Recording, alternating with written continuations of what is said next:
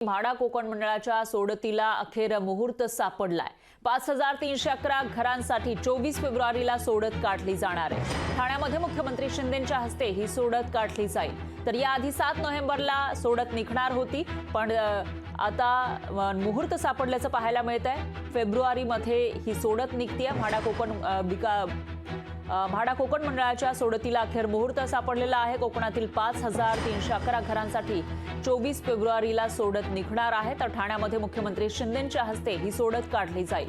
आधी ही सोडत नोव्हेंबरमध्ये काढली जाणार होती, पण कोकण मंडळानं अर्ज स्वीकृतीला मुदतवाढ दिली होती। त्यामुळे 7 नोव्हेंबर रोजी काढण्यात येणारी ही सोडत पुढे ढकलून 13 डिसेंबरला ठेवल्याचं जाहीर केलं। पण 13 नोव्हेंबरच्या सोडतीला काही दिवस शिल्लक होते। त्याच वेळेला प्रशासकीय कारण देत तीही सोडत पुढे ढकलण्यात आली आणि अखेर 24 फेब्रुवारीला ही सोडत निघणार आहे।